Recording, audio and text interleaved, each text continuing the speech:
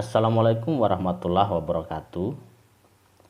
Dalam video kali ini saya akan menjelaskan materi pertama untuk mata kuliah kewarganegaraan, di mana materi pertama ini tentu saja masih membahas atau menyoal tentang pengantar-pengantar. Oleh itu lebih spesifiknya temanya adalah latar belakang pendidikan kewarganegaraan di perguruan tinggi. Sebenarnya kalau kita mau flashback ke belakang, mata kuliah ini sesungguhnya materinya adalah materi yang kita sudah dapatkan sejak sekolah dasar, sekolah menengah pertama, bahkan sudah sering diajarkan di sekolah menengah atas. Tapi untuk di perguruan tinggi ternyata ini masih menjadi mata kuliah wajib bagi mahasiswa baru. Padahal konon katanya kalau sudah menyandang gelar mahasiswa itu berarti paling tidak tingkatan intelektualnya sudah tinggi. Tapi ternyata masih diajarkan juga di perguruan tinggi untuk mata kuliah kewarganegaraan ini. Tentu ada yang aneh sebenarnya, atau ada yang salah, atau ada yang cukup kita harus kuliti. Kenapa di perguruan tinggi mata kuliah ini masih tetap harus diajarkan, bahkan wajib bagi mahasiswa baru, utamanya yang dulu di semester 1. Bukan hanya mata kuliah ini yang menjadi mata kuliah wajib. Ada mata kuliah Pancasila, ada juga wawasan kemaritiman, yang oleh sebagian orang mengatakan mata kuliah ini adalah mata kuliah yang sudah tidak punya ilmu katanya, atau mata kuliah yang sudah tidak mengedepankan skill lagi.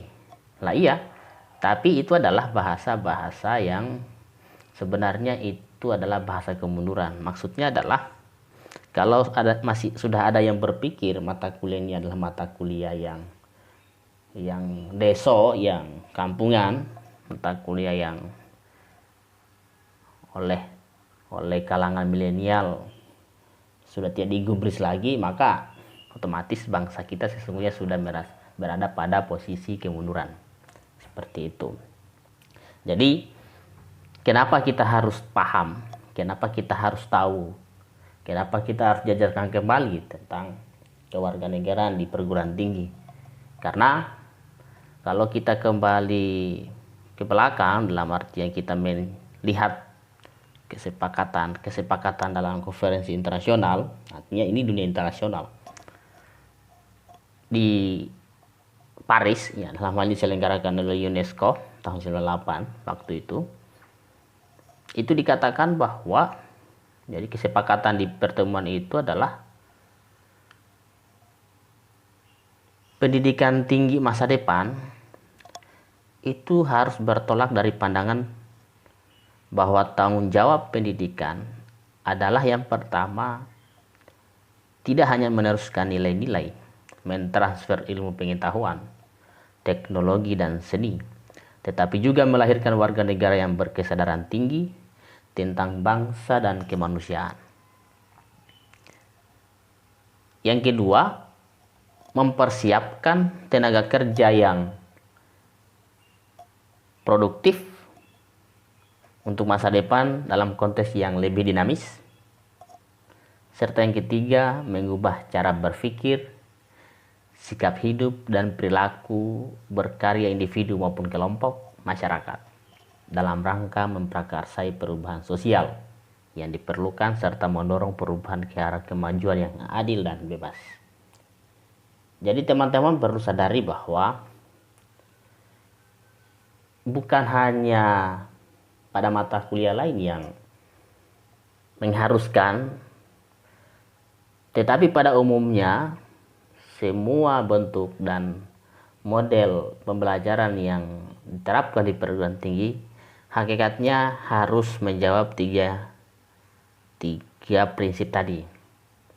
Dalam artian, karena tantangan hari ini lebih keras, kita sudah memasuki globalisasi yang konon katanya kita sudah ada di era 4.0, di mana kekuatan mesin itu lebih diutamakan dibanding kemampuan manusia. Jadi bagi yang tidak mampu bersaing, bagi yang tidak memiliki skill, bagi yang tidak memahami kembali nilai-nilai ideologi bangsanya, maka otomatis lambat laun, pelan-pelan dia akan digerus oleh zaman. Karena zamannya katanya zaman edan, zamannya zaman gila-gilaan. Yang tidak gila tidak dapat apa-apa. Kira-kira seperti itu. Kembali ke materi tadi. Jadi kalau kita melihat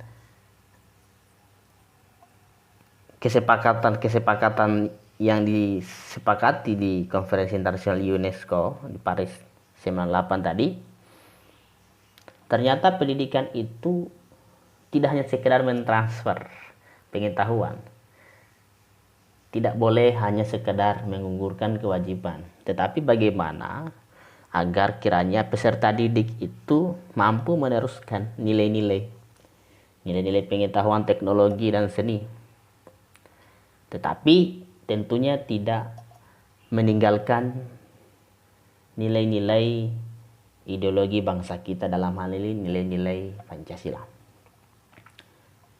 Saya yakin masih banyak dari kita yang kalau seandainya dites, masih ada kok yang tidak hafal sila-sila Pancasila. Masih ada. Ada juga yang tidak hafal pembukaan Undang-Undang Dasar 1945.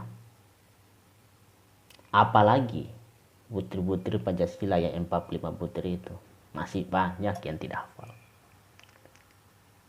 Justru sekarang anak-anak kita lebih gandrung dengan style drakor. Hari ini planningnya shopping kemana, besok malam kita happy di mana lagi, besoknya lagi kita do game di mana. Pokoknya dalam kesehariannya itu yang diutamakan hanya bagaimana cara memuaskan hidup. Otomatis orang-orang seperti ini jauh dari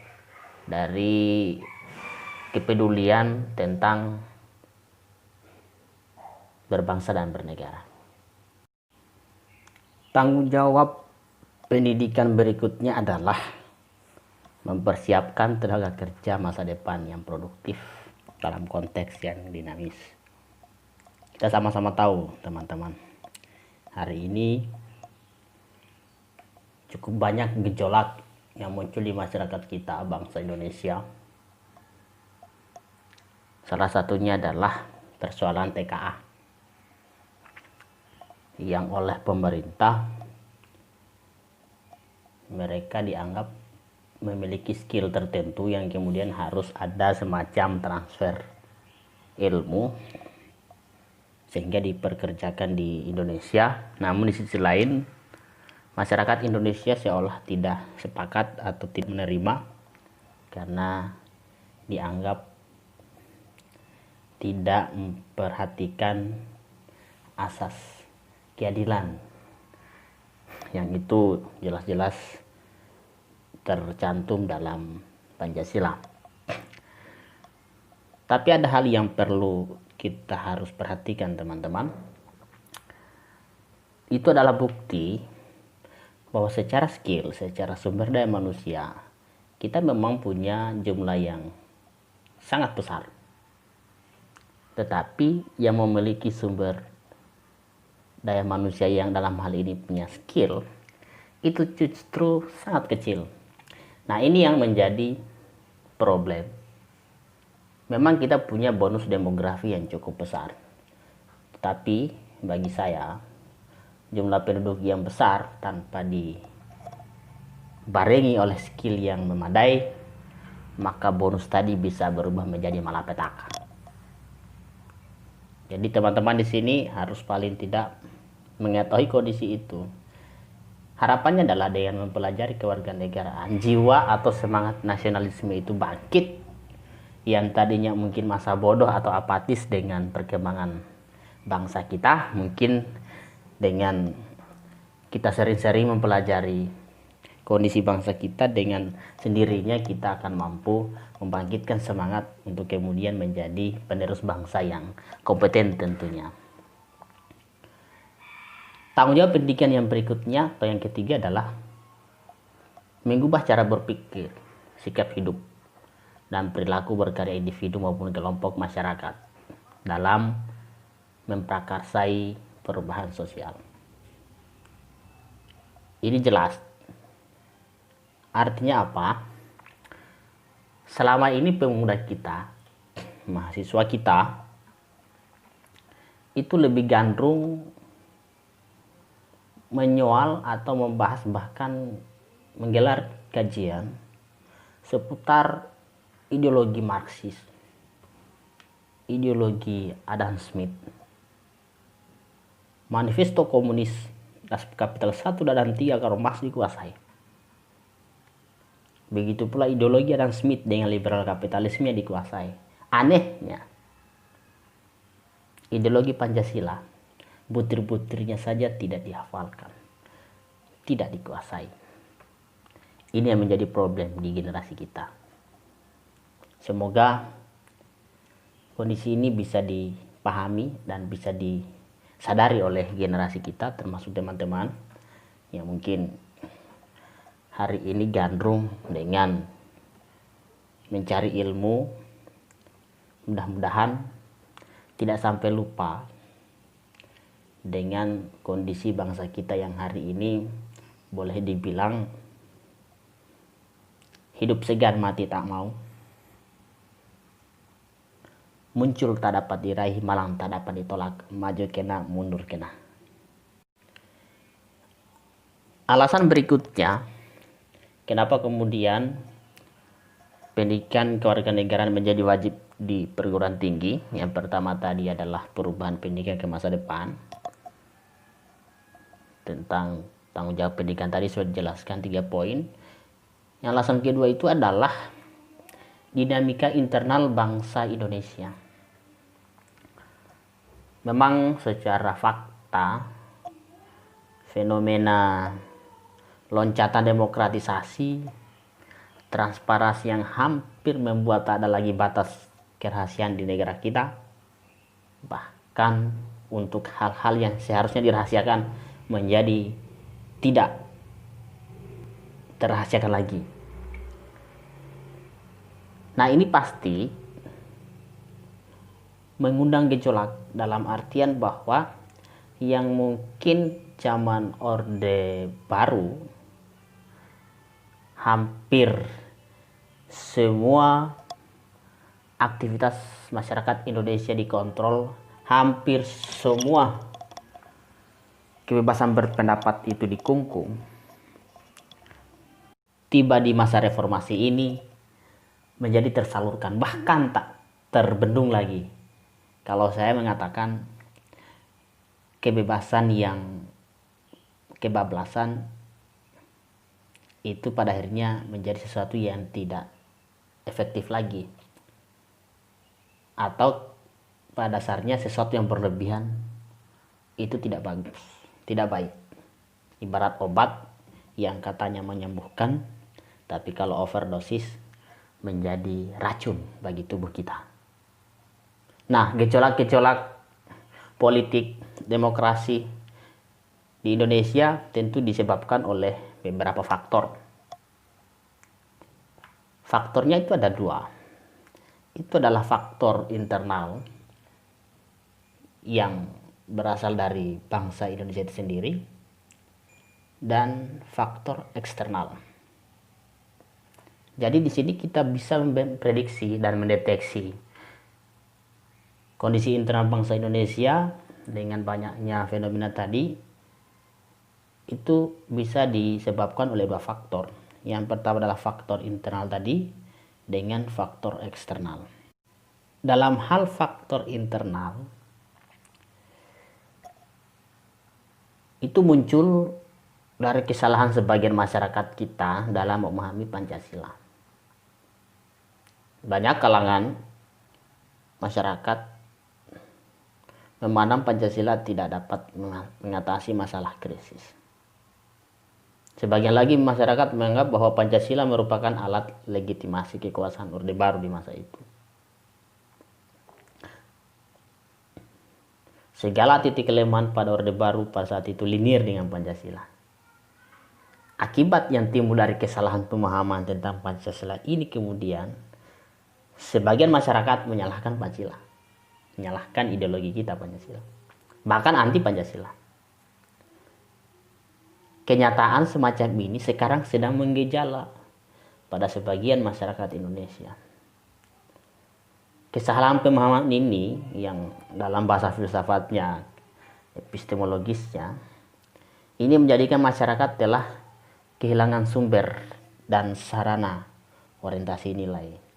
Jadi ketika kehilangan sumber nilai, maka otomatis ini akan berhubungan dengan faktor eksternal, bahwa globalisasi menjadi faktor di luar masyarakat Indonesia yang menjadi penentu masyarakat kita mengambil hal-hal yang segala sesuatunya dalam hal untuk perilaku, tindakan, dan berpikir itu diambil dari ajaran-ajaran yang didapatkan oleh karena faktor globalisasi. Medsos yang hari ini sebenarnya itu hanya sebatas hiburan, tapi ternyata ada gejala sekarang masyarakat kita bangsa Indonesia menjadikan tontonan menjadi tuntunan. Tuntunan yang seharusnya kita dapat dari agama hari ini digantikan oleh agama baru, dalam hal ini agama medsos. Banyak sekarang gejala seperti itu. Ia menganggap apa yang ditonton di Instagram, di Facebook, dan Twitter itu seolah-olah sudah yang paling benar. Tidak memperdulikan lagi fakta yang sesungguhnya. Dia lebih percaya kepada media sosial. Yang namanya juga media sosial itu berarti kebenaran yang maya, kebenaran yang semu, belum tentu menjadi sebuah kepastian. Jadi faktor internal tadi berkorelasi dengan faktor eksternal.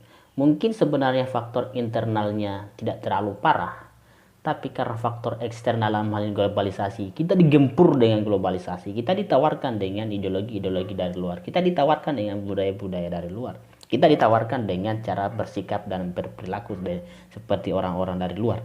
Akhirnya kita lambat laun mencontoh, menjadi sebuah internalisasi dalam diri kita, yang hari ini kita bisa lihat di tengah-tengah kita, bahkan di sekitar kita, masyarakat-masyarakat yang sesungguhnya dia orang Indonesia tapi berkarakterkan orang Barat atau orang-orang yang selain kita bangsa Indonesia.